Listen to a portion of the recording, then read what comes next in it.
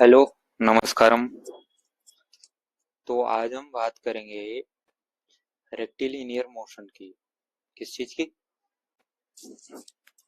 हाँ, rectilinear motion. Linear means क्या होता है? Straight line. Linear means straight line means motion इन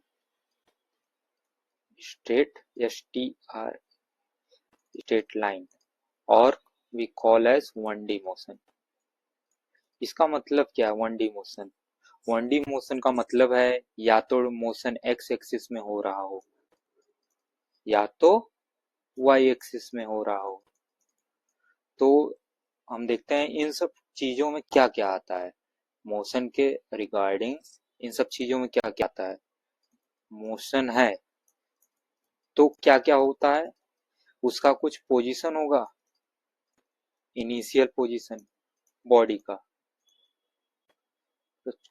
और कुछ डिस्टेंस ट्रेवल करेगा या डिस्प्लेसमेंट ट्रेवल कर चलेगा। इस या कुछ उसको चलने के लिए कुछ वेलोसिटी या स्पीड चाहिए रहेगी। और अपने बाइक वगैरह का इस एक्सीलेटर, एक्सीलरेशन या रिटार्डेशन।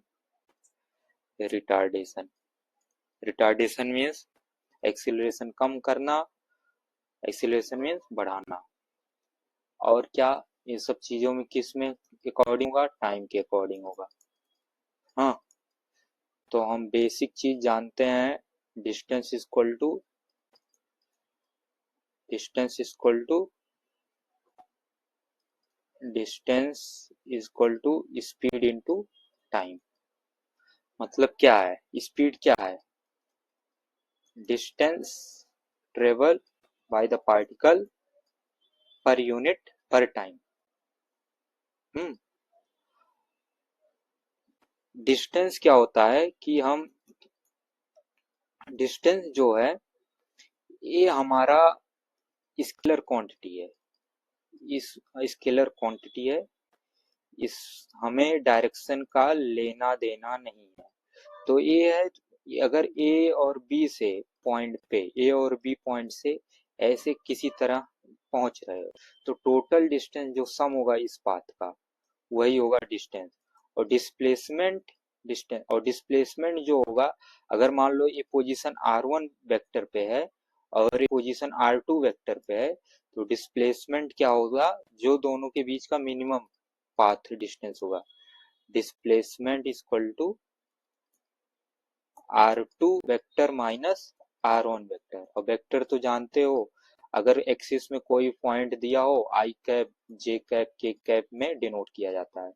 जैसे पॉइंट है 3,4,5, ये मेरा X coordinate, X Y Z में कोई पॉइंट है, और कोई पॉइंट है 9,11,15, ये पॉइंट है। तो इन दोनों के बीच का जो वेक्टर लिखा जाएगा इसको पोजीशन वेक्टर इसका क्या कहेंगे? 3i plus 4j plus 5k। और इसका क्या रहेगा? 9i plus 11j plus 15k।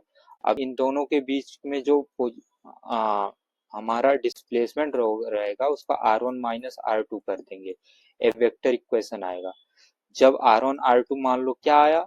X आई कैप प्लस वाई जे कैप प्लस के कैप, के के जेड के कैप, ये हमारा r1 माइनस r2 वेक्टर आया। तो इसका मैग्नीट्यूड, पाथ का मैग्नीट्यूड निकालने के लिए क्या कर देंगे? X square plus Y square plus Z square, ऐसे मैग्नीट्यूड निकाला जाता है। तो हमने क्या बोला? डिस्टेंस डिस्प्लेसमेंट क्या होती है? जैसे डिस्प्लेसमेंट हो गया, शॉर्टेस्ट पाथ बोल सकते हैं between any two point. Displacement is shortest path between any two point in a particular direction, मतलब एक ही डायरेक्शन में होगा। अब हमने क्या बोला अभी, स्पीड जो होती है डिस्टेंस अपॉन टाइम होता है। इसका मतलब यूनिट क्या होगा, मीटर पर सेकेंड और किलोमीटर पर आवर, ऐसा कुछ होगा। तो हम डिस्टेंस जो ट्रेवल कर रहे हैं ये हमारा मतलब कोई भी डिस्टेंस हो सकता है, ए पॉइंट पे बी पॉइंट पे। अगर उसने पूछ लिया हमने इंस्टेंट वेलोसिटी मतलब इंस्टेंट स्पीड, हम मान लो ये dx लेंथ चले हैं, ये इतना छोटा सा पार्ट, हाँ ये dx चले हैं, इस dx लेंथ पे चलने के लिए dt टाइम लगा है। तो ये कुछ पार्टिकुलर डायरेक्शन है ना इसका, तो इंस्टेंट टाइम पे जो होता है, इंस्टेंट टाइम पे हमारा वेलोसिटी होता है। Velocity is a vector quantity, इसमें डायरेक्शन होता है। तो वेलोसिटी को क्या लिखते हैं, dx बाई dt। वेलोसिटी को क्या लिखते हैं, dx बाई dt। अब आता क्या है इसके बाद, एक्सीलरेशन। एक्सीलरेशन अगर हम एवरेज की बात कर रहे हैं, एवरेज की बात कर रहे हैं, एवीजी, एवीजी एवरेज की अगर बात कर रहे हैं, मतलब ए से बी के बीच में कितना एक्सीलरेशन आया, तो इस समय जितनी वेलोसिटी थी, इस समय जितनी वेलोसिटी थी, मान लो यहाँ v2 था, यहाँ पे v1 था, तो v2 minus v1 upon t2 minus t1 कर देते हैं, मतलब change in the velocity upon per unit time. पर जब हम किसी पार्टिकुलर इंस्टेंट पे देखेंगे, किसी पार्टिकुलर इंस्टेंट पे देखेंगे, इंस्टेंट पे, तो वहां पे अगर dx चला है तो dt टाइम लिया है, तो कुछ वेलोसिटी क्या होगा, dv, हल्का वेलोसिटी क्या होगा, dv। तो कितना टाइम लेगा, dv मतलब छोटा सा चेंज इन द वेलोसिटी, और dt मतलब छोटा सा चेंज इन द टाइम। तो इंस्टेंट एक्सीलरेशन फॉर्मूला होता है, instant acceleration equal to dv by dt। तो हमारे पास क्या क्या इक्वेशन आई, हमारे पास वेलोसिटी की इक्वेशन क्या आई, वेलोसिटी की इक्वेशन क्या आई, dx बाई dt, और एक्सीलरेशन की इक्वेशन क्या आई, dv बाई dt। अब एक्सीलरेशन में अगर हम थोड़ा मैनिपुलेशन करेंगे dv बाई dt, नीचे ऊपर हम dx से मल्टीप्लाई डिवाइड कर देंगे, तो dx बाई dt जो है हमारा क्या आ जाएगा, velocity. Acceleration equal to v dv by dx हो जाएगा। दो इक्वेशन ए पता रहनी चाहिए आप सबको। अब बात आती है एवरेज स्पीड, ये सब एवरेज स्पीड क्या होता है, एवरेज स्पीड ये होता है total distance travel upon total time, total time.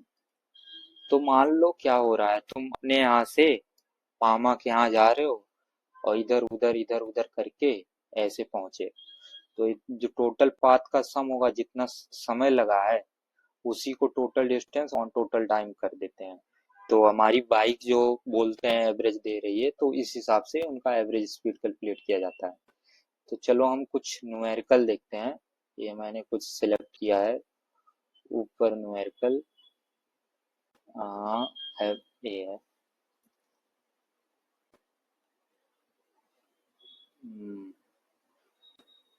ये हमारा एक सिलेक्टेड न्यूमेरिकल है। ये मेरा प्रॉब्लम है, क्या है, ए particle on the straight line, 1D motion है तो स्ट्रेट लाइन पे ही होगा, with the uniform velocity and for a some time and uniform velocity v2 for the next equal time। पहले तो हम समझते हैं यूनिफॉर्म नॉन यूनिफॉर्म क्या होता है। यूनिफॉर्म वेलोसिटी क्या होती है। यूनिफॉर्म वेलोसिटी क्या है, मतलब हमारा वेलोसिटी हमेशा सेम रहे, जो टोटल डिस्टेंस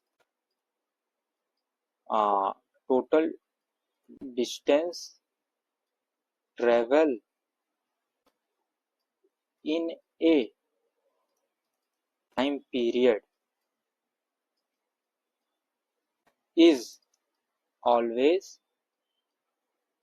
सेम। इसका मतलब क्या है, ऐसे है, हमारा ए एक्स एक्सिस टी टाइम ले लिया और ये वाई है, तो हमने ये ऐसे लाइन बनाया, तो हम एक टाइम पीरियड T1 और T2 ले रहे हैं, T1 और T2। तो इस टाइम पीरियड पे जो हमारा डिस्टेंस है, यहाँ x1 आ रहा है और ये x2 आ रहा है। और दूसरा इंस्टेंट ले रहे हैं T3 और T4। तो इस पे जो हमारा आ रहा है x3 और x4 आ रहा है, तो इसको यूनिफॉर्म बोला जाएगा। कैसे, अगर हम T1 minus T2 equal to ले रहे हैं T3 माइनस T4 के, हाँ, अगर ये दोनों टाइम पीरियड इतना और इतना सेम है, तो इसका मतलब क्या है, x2 माइनस x1 जितना डिस्टेंस ट्रेवल कर रहा है इक्वल टू होगा x3 माइनस x4 के। मतलब यहाँ वेलोसिटी हमारी कांस्टेंट है, यूनिफॉर्म है, वेलोसिटी एक ही है v1। तो अब तुम भी ऐसे इमेजिन कर लो, अगर सेम स्पीड से 2 सेकंड में जितना डिस्टेंस चल रहे हो, अगले भी सेम स्पीड से 2 सेकंड में उतना ही तो चलोगे, सेम यही है। तो नॉन यूनिफॉर्म क्या है, नॉन यूनिफॉर्म बस इसमें ये टाइम पीरियड जो ले रहे हैं इसमें डिस्टेंस इक्वल नहीं होता। नॉन यूनिफॉर्म का ऐसे मान लो ग्राफ बना रहे हैं, हाँ, ऐसा कुछ किया, तो यहाँ पे एक टाइम पीरियड T1 लिया, एक टाइम पीरियड T2 लिया, और यहाँ पे एक टाइम पीरियड T3 लिया, और यहाँ पे टाइम पीरियड T4 लिया।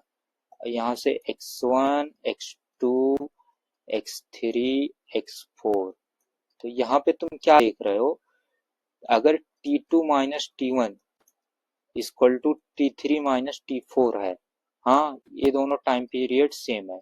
यहाँ पे देख रहे हो ए वाला डिस्टेंस और ए वाला डिस्टेंस सेम तो है नहीं, तो इस वजह से x4 माइनस x3 इसको नॉन यूनिफॉर्म बोला जाएगा, is not equal to x2 minus x1, तो इसको नॉन यूनिफॉर्म बोलते हैं। तो हम चलो यूनिफॉर्म नॉन यूनिफॉर्म तो समझ ही गए होंगे। एक ग्राफ हमें हमारा यही रहता है, इस टाइप का ग्राफ जो रहेगा नॉन यूनिफॉर्म का ऐसे ही रहेगा। नॉन यूनिफॉर्म मतलब कुछ भी, कोई भी ऐसा बना दो, मतलब सेम टाइम पीरियड में सेम होना रहे, ऐसा हो जाएगा, ऐसा कुछ। हाँ, अब ये पर्सन इसमें है, ये एक स्ट्रेट लाइन मोशन है, मान लो ये पॉइंट ए है और बी है, ये पॉइंट है और बी है, इनके बीच का डिस्टेंस x है। हाँ, a particle traveling on the straight line move with the uniform velocity v1 for some time। कुछ टाइम के लिए ये यूनिफॉर्म वेलोसिटी v1 से गया, और नेक्स्ट इक्वल टाइम जो टाइम नेक्स्ट में लगा, मतलब ये अगर इसमें T1 लग रहा है यहाँ तक चलने में, तो सेम जो है सेम टाइम इसमें ले रहा है, मतलब T1 T2 जो है हमारा इक्वल है, हाँ, with the next equal time. तो इसमें निकालना हमारा एवरेज वेलोसिटी, ये एक ही डायरेक्शन में जा रहा है, तो इस वजह से क्या निकालेंगे, एवरेज वेलोसिटी। अगर उल्टा सीधा डायरेक्शन रहता तो क्या निकालते, एवरेज स्पीड। तो एवरेज वेलोसिटी का फॉर्मूला क्या है, total displacement displacement upon total time, total time. तो यहाँ पे टोटल डिस्प्लेसमेंट मैंने टोटल पाथ का लेंथ x मान लिया है, हाँ, और टाइम पहले के लिए t1 मान ले रहा हूँ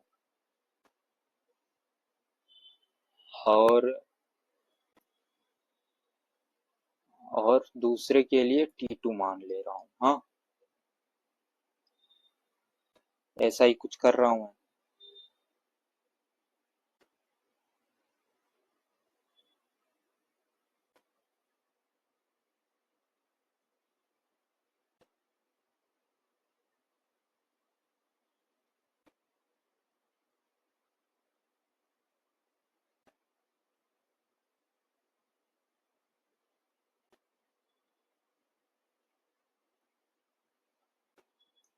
A person traveling on the straight line move with the uniform velocity for some time and next equal time with the uniform velocity for the next equal time। मान लो अगर मतलब सॉरी, T1 T2 सेम नहीं है, ये हमारा आधा x/2 जो हमारा डिस्टेंस था वो ट्रेवल कर रहा है आधा। अगर ये x/2 हो जाएगा तो ये भी x/2 हो जाएगा।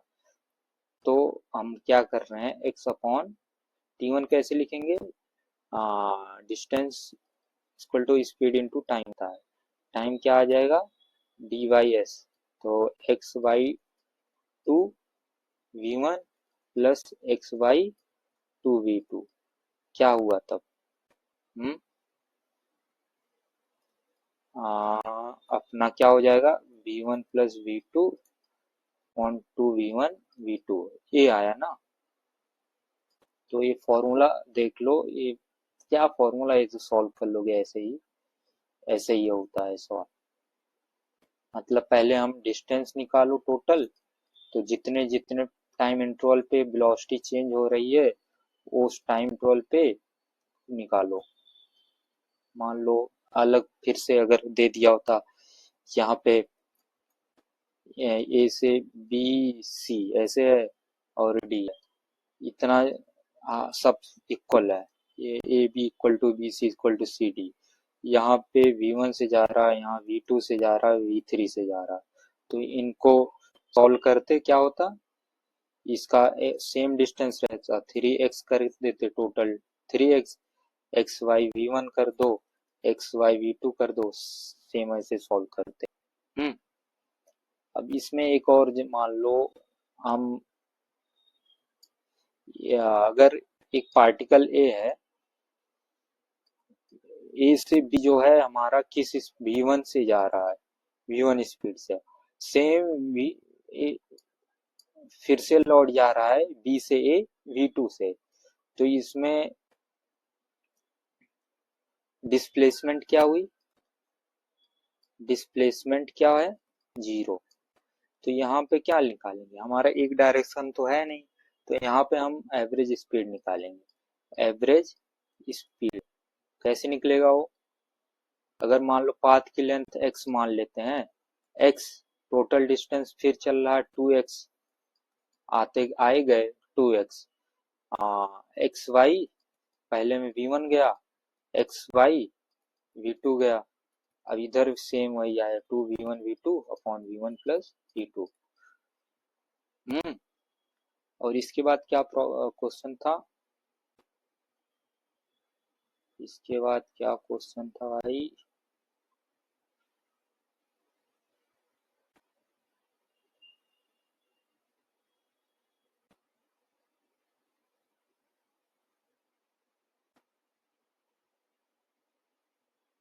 चलो ये देखते हैं।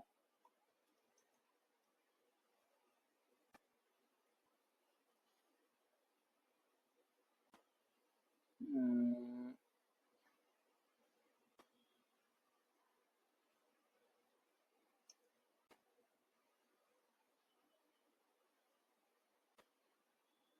हाँ,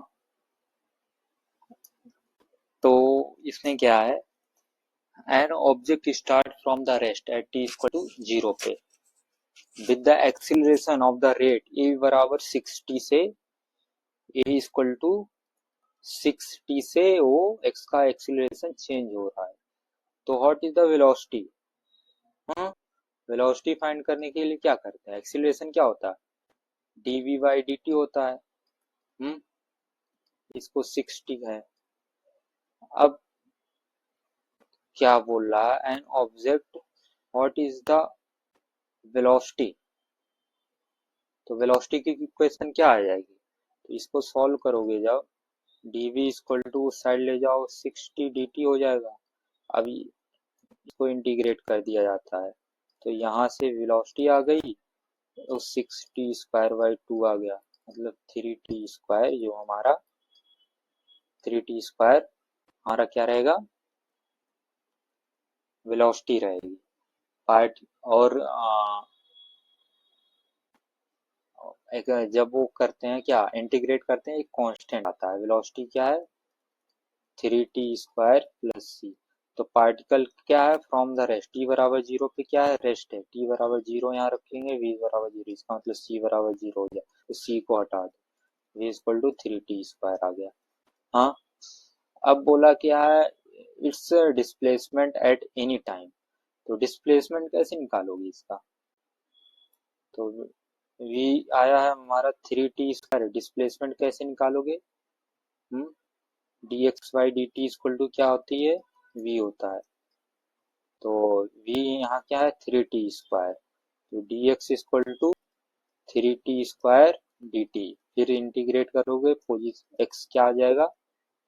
3t³ अपॉन 3, मतलब डिस्प्लेसमेंट क्या है? x equal to 3t³। ऐसा है।